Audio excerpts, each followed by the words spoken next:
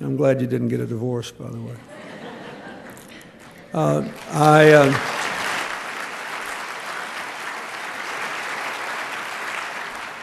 It's a great thing about not being president. You can say whatever you want. Of course, nobody cares what you have to say anymore, but you can say it at least. There was a great appreciation for individualism, a great belief in the power of free enterprise, and yet there was a certain communitarianism that persisted in this country that has been lacking in America, but has been building steadily there for the last 10 years. And communitarianism is neither left nor right. It just simply recognizes that we are mutually dependent on each other, that it is inconceivable that we can find personal or fulfillment or family success unless we have some concern and care for the general conditions under which we all live.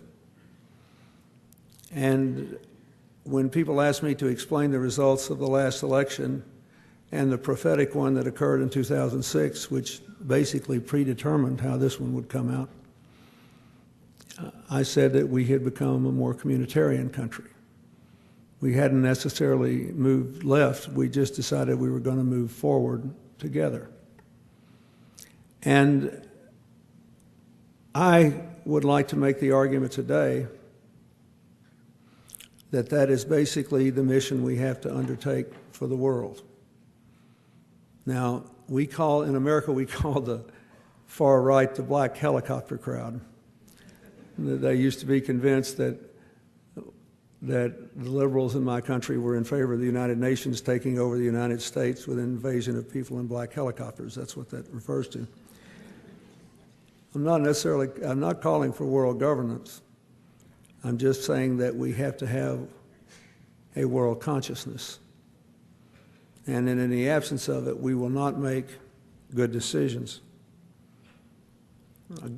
Now, that doesn't mean necessarily that everything in the world should be solved in a multilateral way. Let me give you just one example. Today is World Food Day. And I'm sad that the donations to the World Food Program, because of the global financial crisis, are at their lowest levels in 20 years because there are a lot of hungry people out there. But I am heartened that in the last couple of years, the president of the World Bank, Robert Zoellick, not a member of my party, but a smart and able man, recognized that the world had made a mistake in 1981 when all of the wealthy agricultural producers, including the United States and Canada and Europe, led the world away from using foreign assistance to promote agricultural self-sufficiency in poor countries on the theory that the staples of life, wheat and rice, soybeans,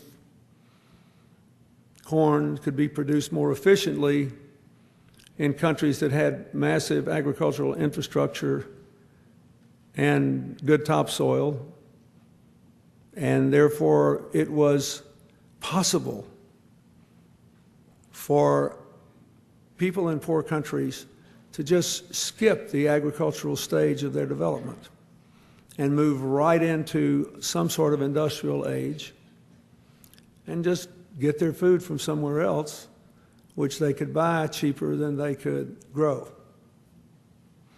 And this view persisted among policymakers for 25 years or more. Parenthetically, it also made a lot of money for the farmers in the United States, Canada, Europe, and elsewhere. And they did do a good job, but it led to some bizarre developments. For example, most of you probably know that every couple of years there's a famine in the Horn of Africa, which begins in Ethiopia, eastern Ethiopia, and we all have to rush to give more food aid. I work in Ethiopia now. We have 166 people working there, building out health systems so that our AIDS program and anti-malaria programs and maternal and child health programs will actually work. And a couple years ago, I was there flying out into rural areas looking at the clinics that our foundation has helped to set up. And everywhere south of Addis Ababa, the capital, which is slightly east of center in the north of Ethiopia, and west, there was a bumper crop. And yet, 2 months after I got home, there's another fire alarm for food for the Horn of Africa. Why? They had no means of storing the crop. They had no transportation mechanisms. They had no distribution mechanisms. No one had ever helped them to build the infrastructure of a modern food chain that would have provided food by and large organically grown, locally grown, would have contributed to the income of farmers where in the villages where a lot of this food was grown, they grew far more than they needed for their own consumption. And so at the end, everybody was out here riding to the rescue.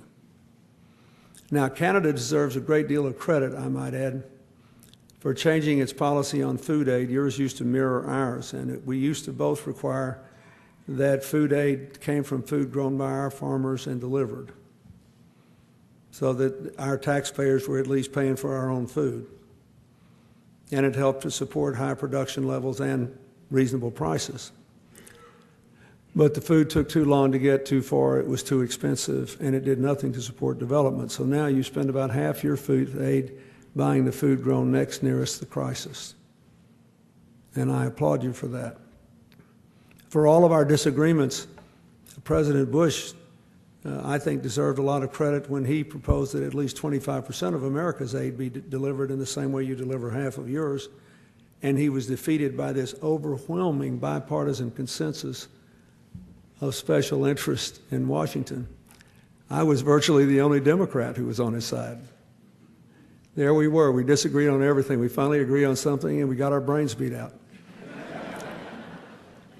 But I say that because now that I am doing the work I do now, when we undertook to do development projects in Africa and Latin America, it became clear to me that the whole thing was a fool's errand unless we increase people's capacity to feed themselves, to store food, to transport food, to work out delivery mechanisms, to have an efficient supply chain. Farmers are good everywhere. They know what they're doing and they know how to take care of the soil. It's the structure of feeding people. What happens, and whether you get good seed and whether you have adequate fertilizer and all of that, that holds it up. I say that because on this World Food Day, if part of the mission of McGill is sustainability, there is no better place to start. And it is now a necessity. In the last 10 years, with the world population growing, the only places on earth where grain yields per acre increased significantly were in Brazil and Argentina, the only places left on earth with more than 20 feet of topsoil to farm on. And even there are constraints to how much yields can further increase.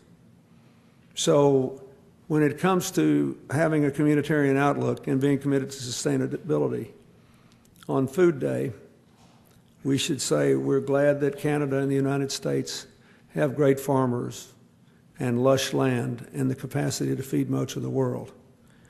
But we know in our heart of hearts it would be better if more people could feed themselves. Then when we give food aid, we'll know it's an absolute necessity, and they'll know we still want them to have the dignity and the self-respect of being able to maximally support themselves wherever they are. Which brings me to the larger point. The reason that a communitarian consciousness is needed in the world today is that the whole world is interdependent to an extent it has never been before. Before World War I,